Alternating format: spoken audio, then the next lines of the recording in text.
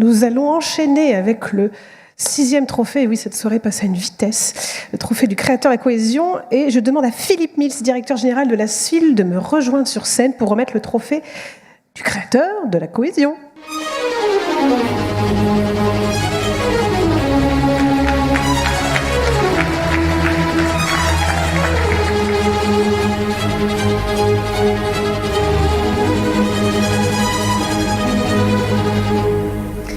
Bonsoir Philippe. La SFIL, c'est une banque publique qui accompagne les collectivités locales, les hôpitaux publics, les exportations françaises.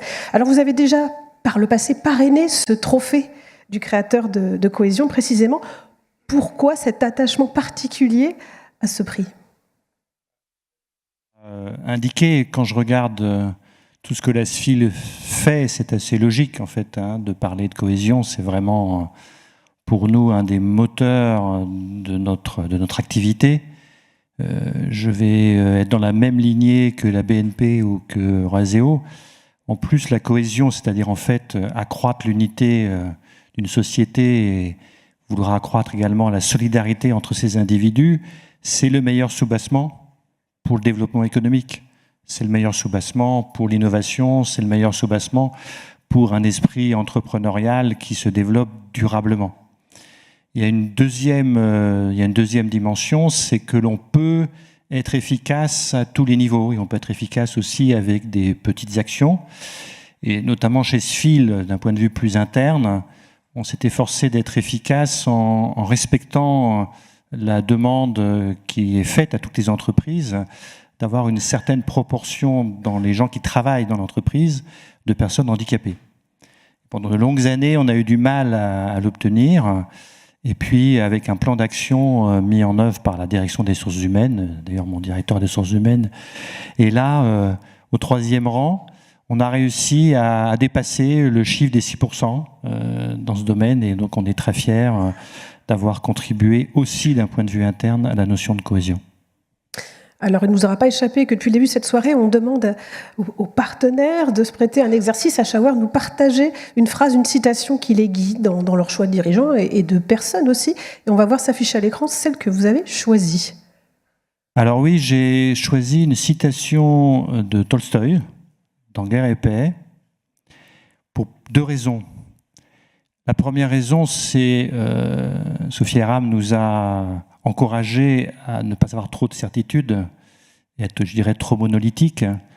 Et donc, je voulais avoir une citation d'un grand auteur de cette grande culture pour qu'on fasse bien la distinction entre cette grande culture et le régime politique haïssable qui est malheureusement celui de la Russie aujourd'hui. Et la deuxième raison, c'est que pour effectivement réussir quelque chose de manière durable, je pense que cette citation est parfaitement exacte et nous, on essaye de la mettre en œuvre, j'allais dire quotidiennement, dans notre activité chez SFIL. Oui, parce que je crois savoir, de par la nature des actions que vous soutenez, qu'elle fait particulièrement écho aux actions de la SFIL. Oui, alors elle fait particulièrement écho. Alors d'abord, on est une filiale à la Caisse des dépôts. La Caisse des dépôts, ça remonte à 1816, donc ça commence à avoir une certaine ancienneté. Et ensuite, parce que vous avez cité les 3 domaines que nous finançons, en fait les projets essentiels et les projets souvent complexes des collectivités locales, des hôpitaux publics et des grands contrats à l'exportation. Et en fait, ça prend beaucoup de patience déjà pour les réaliser souvent, et je vais vous prendre des exemples qui l'illustrent, et ça a un impact durable dans votre quotidien pendant de longues années. Donc si je prends un exemple côté collectivité locale, je vais vous prendre un exemple d'un prêt tout à fait classique, moyen, je dirais, d'une petite ville, qui est la ville de Coudou, dans les Bouches-du-Rhône, qui a décidé cette année de refaire intégralement son école primaire, puisqu'elle était dans une situation démographique d'expansion du nombre d'élèves. Ça faisait 50 ans que l'école n'avait pas été rénovée. Et donc, on l'a financée pour 900 000 € sur 25 ans et on espère que l'école en question durera aussi longtemps que la précédente.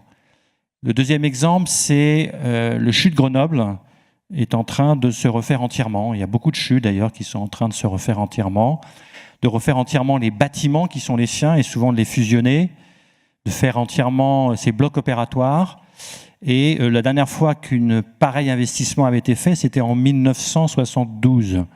Donc ça fait un certain temps. Et donc là aussi, on a financé pour 40 millions sur 25 ans.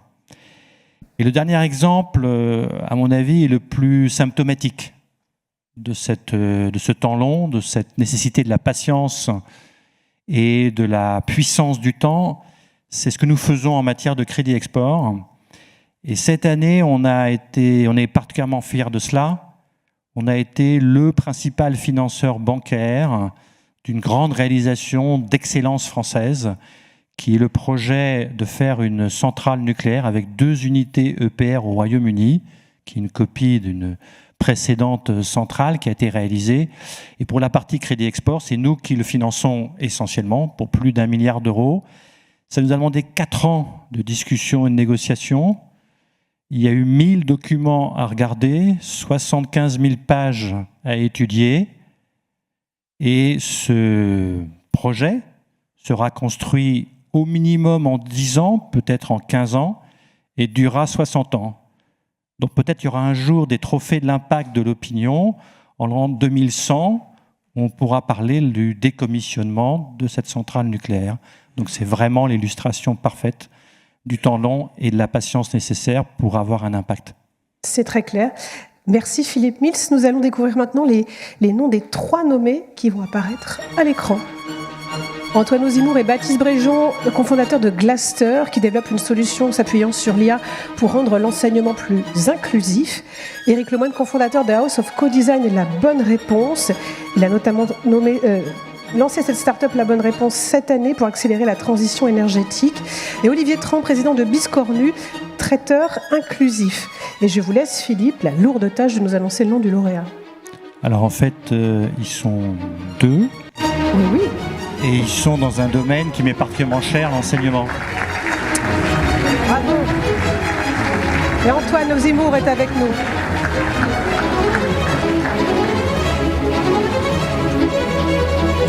Bravo. Félicitations. Merci, bonjour. Merci à vous, Antoine, d'être avec nous pour récupérer ce prix qu'on vous remet, ce magnifique trophée unique, pièce unique. Quelques mots sur Glaster, pour ceux qui ne connaîtraient pas encore votre solution. Bien sûr, l'objectif de Glaster, donc on a co-créé Glaster avec un centre de recherche en neurosciences pour venir détecter les besoins individuels et y appliquer une correction qui elle aussi est individuelle. Quand j'entends 75 000 pages, ça me fait doucement rire. Moi, je suis dyslexique pour la petite histoire et évidemment, ça a été mon cauchemar étant plus jeune. Aujourd'hui, on a appris à compenser, mais l'objectif de Glaster, c'est de venir les accompagner dans ces moments qui sont difficiles en venant faire un profilage de chaque personne et y appliquer une correction qui elle aussi soit individuelle. Alors Glaster, ça s'adresse aux jeunes qui ont des troubles 10 notamment, pour les aider dans la lecture, et aussi aux étudiants, aux études supérieures. Vous avez récemment déployé la solution au sein de l'école de management Montpellier Business School. Est-ce qu'il y a d'autres déploiements en ligne de mire ? Bien sûr, aujourd'hui ça fait un peu plus d'une 50aine d'établissements qui sont équipés. Quand j'entends cohésion, c'est aussi c'est le combat qu'on mène avec Glaster à travers l'inclusion. Aujourd'hui, on propose des licences inclusives pour les établissements en primaire, secondaire, mais aussi en entreprise. Ce qui nous permet de déployer la solution de manière globalisée et de permettre à n'importe qui d'avoir accès à une version inclusive du document. Et on découvre le dessin de CAC, toujours très juste. Ils l'ont appris. Bien, félicitations encore, Antoine, pour ce beau trophée. Merci beaucoup à tous les deux. Je vous propose de rejoindre le centre de la scène pour la photo.